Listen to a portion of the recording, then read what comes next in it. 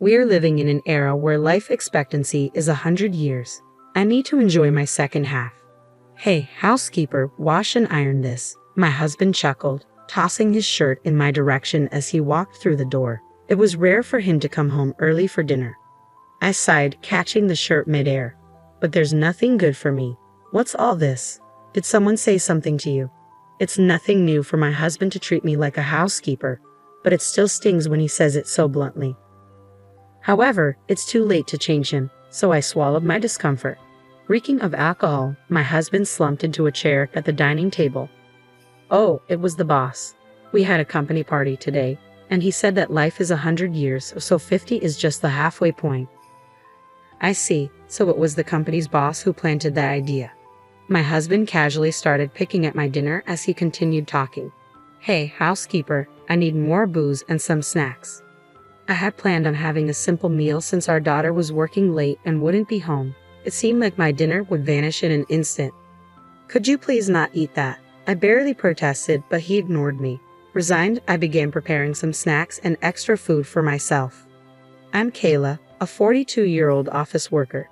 It's been more than 17 years since I married my husband. Nowadays, he doesn't even call me by my name. He just refers to me as the housekeeper. It feels like from the beginning, he wanted a housekeeper, not a loving wife. I met my husband in a bar when he picked me up. At the time, I had recently undergone surgery for a uterine condition and could no longer have children. I had resigned myself to spending the rest of my life alone, focusing on my career. But then my husband approached me while I was out drinking with a friend. His lighthearted and lively personality charmed me, and he assured me it was okay that I couldn't have kids. I was moved, thinking he loved me, but I never imagined he only wanted a housekeeper and had no interest in having children. My husband, a frequent drinker, was out almost every night, so I had no idea he had a grown-up daughter. His daughter, Emily, was 9 years old when I first met him. In his younger years, he had been rambunctious, gotten a girl pregnant at 18, married her, and divorced within a year. The young couple viewed their daughter as a burden, and neither wanted custody. Emily was raised by my in-laws. Despite her complicated circumstances, Emily was a remarkably good and obedient child. When she met me for the first time, she bombarded me with questions. Are you going to be my mom? Will you stay with me forever? Will I have a brother or a sister? Her inquiries came one after another, leaving an indelible mark on my memory. In 4th grade, Emily understood that her family situation was different from that of other children, and she often seemed lonely. It was as though she believed that by my marrying her father, she could finally attain the normal, happy family life she longed for. I'm sorry, Emily. I love children, but due to my illness, I can't have babies. However, I promise to take good care of you, I assured her. I see. Yes, I understand. I'm happy you're my mom just for me. Emily smiled, her expression a mix of relief and pure adorableness. My in-laws had lavished attention on my husband during his upbringing, having had him late in life. However, their love for Emily seemed even greater as she was their only granddaughter. They held little regard for my husband, who treated their beloved granddaughter so poorly. At first, they worried I might follow in the footsteps of my husband's ex-wife and bring harm to Emily. Their feelings toward me were complex, but as elderly caregivers, they needed someone to look after Emily, and in that need, our interests aligned. I grappled with infertility, and in Emily, I saw the opportunity to fulfill my once-abandoned dream of motherhood. It didn't take long for Emily, hungry for affection, and myself, longing for a child, to form a bond akin to that of a real mother and daughter. Over time, my in-laws, initially wary, likely recognized my genuine affection for Emily. Through mutual understanding, a trusting relationship gradually blossomed. Though we were married, my husband quickly lost interest in family life. Once he used to spend his time drinking with friends, but as he aged and found it harder to charm women, he turned to frequenting hostess bars. Recently, there's this young, beautiful hostess who's taken a liking to me, he'd boast excitedly. Yet it was he who was infatuated with these young women. I grew increasingly repulsed by my husband, and my love for him dwindled rapidly. Still, I chose not to divorce him because of Emily. Life with her was filled with sweetness and happiness, and for her sake, I endured my husband's late-night returns, reeking of alcohol and hurling abuse at me. He never bothered to participate in any of Emily's school activities, so outsiders likely assumed we were a single mother and daughter. As I eagerly anticipated Emily's growth, time passed. Just the other day, Emily approached me and said, "Mom, there's someone I want you to meet." Emily was already 26. I knew she had a boyfriend, and his name popped up in our conversations now and then. But the day finally arrived when she wanted to formally introduce him. It was a moment I'd never forget. "Congratulations. I can't believe Emily's reached this age already. You've grown into such a remarkable young woman." I beamed with pride. The once anxious girl I met had blossomed into a confident woman who could share her genuine smile with me. We had truly forged a bond like that of a real mother and daughter. Those were truly joyous days. The man Emily introduced, a young man named Harley, proved to be wonderful. "Harley is an exceptional guy, isn't he? You've chosen well, Emily," I praised, to which Emily's expression turned complex. "He's nothing like my father, is he, Mom? You don't have to endure for my sake anymore. I want you to divorce my father and find happiness too. You're still young," she urged, her words carrying a mixture of concern and determination. That's true. In reality, Emily had long given up on her father and had been encouraging me to divorce him for some time. When we married, Emily wasn't a child, so I didn't quit my job. I've remained a full-time employee and have managed to save up. Frankly, I've been prepared for divorce for quite some time now, but I've struggled to take the final step. As we nibbled on the snacks I had prepared and my husband sipped his whiskey, he suddenly remarked, "Now that Emily's wedding is set, perhaps it's time for us to consider the same." "Eh? Time for what?" I responded, caught off guard. "I think it's time for us to get a divorce," he announced out of the blue, just before our daughter's wedding. I was stunned. "But wouldn't it be better if both parents attended Emily's wedding?" I queried. "Kayla, you're such a fool. You and Emily aren't related by blood. There's no need for you to attend the wedding," my husband scoffed. "I don't understand. Are you suggesting she should go with her biological mother? I have no clue what she's up to these days," I replied, bewildered. "Then who will accompany her?" "My new partner." "What?" I was utterly perplexed by my husband's words. "She's my girlfriend, a young, charming hostess named Natalie." "Really? Are you sure she's not just doing her job?" "That's what they do with regular customers," I retorted, skepticism lacing my words. "But Natalie is genuinely interested in me. She always says, 'If only you weren't married.' So, I'm planning to propose to her on her birthday next month. Life is a long game, and I've still got more than half of it left. There's plenty of time to enjoy it. Emily would be happier with a young, charming woman like Natalie as her mother, rather than a plain woman like you. And I prefer having a beautiful woman by my side. So, you're no longer necessary. It's time for a divorce. You've done your duties as a housekeeper well, even though you're not even related to our daughter," he declared callously. This man was an utter fool. The shock of his casual divorce announcement paled in comparison to the disgust I felt at his stupidity. Don't be foolish enough to fall for a hostess's sales pitch. And a wedding isn't about flaunting a beautiful woman. What's the significance if the mother who raised the bride isn't present? It doesn't matter if we're not related by blood. You were always just a substitute housekeeper. Don't bother requesting alimony or property division," he spat out coldly. "I don't have any money. I'm aware you've been treating me like a mere housekeeper. I've run out of patience with you. Let's get a divorce.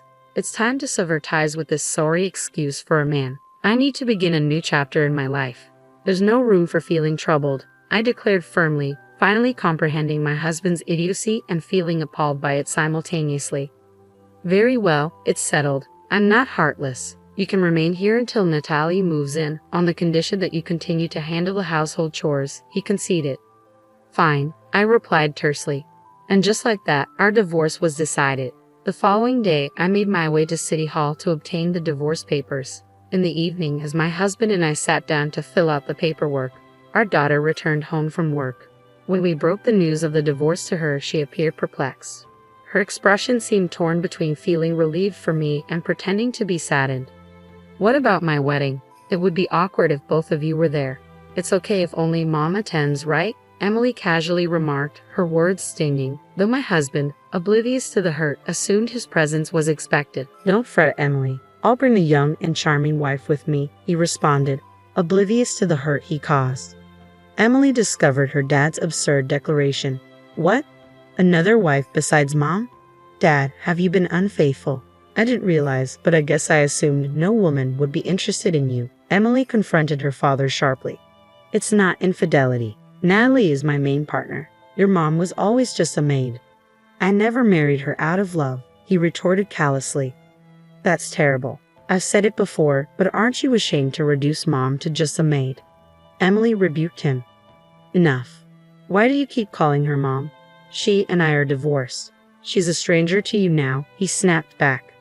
What? My daughter was momentarily stunned. Her face flushed bright red as she exclaimed in a fluster, Wait, Dad, don't you remember? What are you talking about? What am I supposed to remember? Mom legally adopted me when you two got married. I was thrilled about it, and I remember it vividly. She's not a stranger to me, Emily explained urgently. My husband seemed puzzled by our daughter's revelation. Adoption? What does that mean? I can't believe it. You've completely forgotten. When you and I got married, I legally adopted Emily as my own daughter. Even without a biological connection, the law recognizes an adopted child as yours, I clarified, dismayed by his ignorance. Even after my explanation, my husband remained clueless. So, that's something that automatically ends when we divorce, right? No, it doesn't. The adoption is a separate legal matter from the divorce. It doesn't terminate unless it's legally revoked, and I have no intention of severing my parental ties with Emily, I clarified firmly. That's correct. I have no plans to sever my relationship with Mom either, Emily affirmed. What? You two must be joking. Nullify that troublesome thing, my husband demanded, clearly frustrated. No matter how much you fuss, it's determined by law. I was considering taking Emily in and raising her if it came to that, I stated firmly to my husband. Emily, aware that even if I divorced him, there was still a way for her to remain with me, encouraged me to pursue divorce for my own happiness. The following day, I submitted the divorce papers, and the divorce was finalized.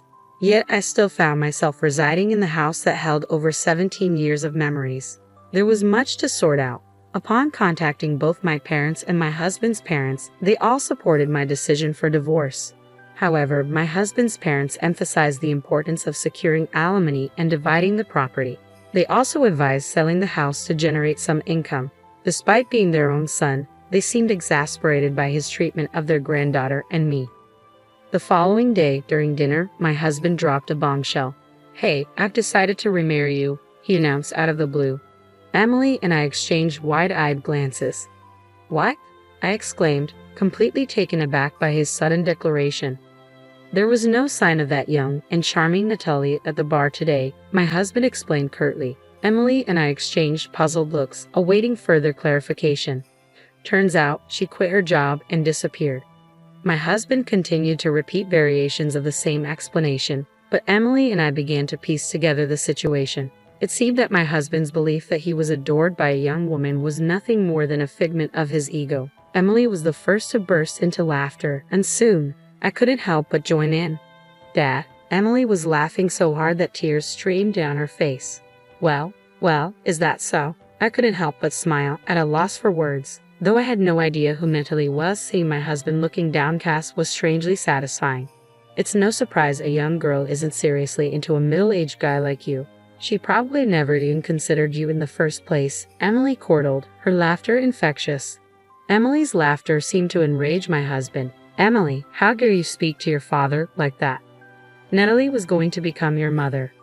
I already have a mother, and I don't need a father, Emily retorted, her laughter fading into a smirk. My daughter didn't back down either, and I struggled to stifle my laughter. What a disgraceful child. Kayla, it's your fault for raising her like this. My husband lashed out, aiming his misplaced anger at me. Mom's not to blame, Emily shot back, swiftly coming to my defense. I couldn't help but smirk at her boldness. Why would I listen to someone who never played a role in raising our child? And when things go wrong, you blame me. You've always treated me like your housekeeper. There's no way I'm remarrying someone like you. I made my stance clear to my oblivious husband, but he remained adamant. But you never said anything until I brought up divorce, did you? You never had any complaints. No, all I have for you were complaints. But for Emily's sake, and because it seemed too troublesome, I didn't pursue divorce, I admitted.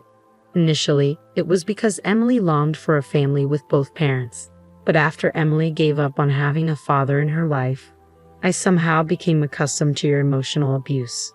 Finally, I realized I had to end this toxic relationship. Well then, why don't we remarry for Emily's sake? If you're not around, who's going to take care of me?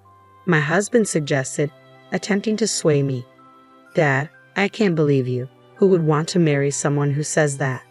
Emily interjected, her disbelief evident. Ignoring Emily's protests, my husband persisted. Think about it, Kayla. Emily's building a new family. There's no point in us remarrying if Emily is not there, I countered firmly. Aren't you worried about being alone in your old age? If we're married, you'll at least inherit some of my wealth, he argued. I couldn't help but snort at his statement. Wealth? You don't have any savings, do you? I knew all too well that my husband, who spends most of his income recklessly, had no savings to speak of. Even if I don't, my parents do, don't they? They even have their own house, he retorted defensively. As expected, my husband was banking on inheriting from his parents, but he was being overly optimistic. The thing is, your parents are considering leaving their wealth to their granddaughter Emily, not you. They've even been consulting with a tax attorney about it, so I doubt much of the inheritance will come your way. Actually, I was the one who connected them with that tax attorney. I understand my in-laws' intentions quite well. What? My husband's expression suddenly fell. Kayla, you used to love me, didn't you? You won't leave me, will you? I couldn't help but chuckle at my husband's feeble plea. This man truly had a knack for foolishness. Why shouldn't I leave the man who cast me aside, deeming me unnecessary? I don't harbor love for someone who reduces me to a mere housekeeper. Oh, and by the way, your mother advised me to ensure you face the consequences. I'll be hiring a lawyer to pursue alimony and damages. I possess ample evidence of your emotional abuse, so I'm confident I'll prevail. You can settle the debt with the proceeds from selling the house. My husband fell into silence at my words. Dad, if you insist on demeaning Mom as a housekeeper, then you should provide her with proper compensation, divide your assets, and then remove yourself from our lives, Emily added sternly. At Emily's cutting words, my husband seemed momentarily poised to respond, but ultimately hung his head in silence. It was a fitting outcome for a man who had lived selfishly and was now rejected not only by me but also by his own parents and daughter. Listen, you're embarking on the next chapter of your life, aren't you? Let's truly bid farewell this time. Following through with our plans, I sold our former home, divided the proceeds, received a substantial sum for alimony, and began living independently near my daughter's residence. Although Emily had kindly invited me to live with her, I declined, not wanting to intrude on her newlywed bliss and preferring to relish my own peace and solitude. Thanks to his father's connections, my husband found himself living and working on a construction site somewhere. As for his current whereabouts, I have no clue. The catalyst for our divorce, my daughter's wedding, saw me and my in-laws in attendance, but notably absent was my husband. When I received a heartfelt letter from the bride expressing gratitude, saying, "Thank you for raising me like a real mom," tears of joy streamed down my face. I felt a sense of relief knowing I had successfully seen my daughter off into married life. Finally, genuine happiness was within reach, and each day held the promise of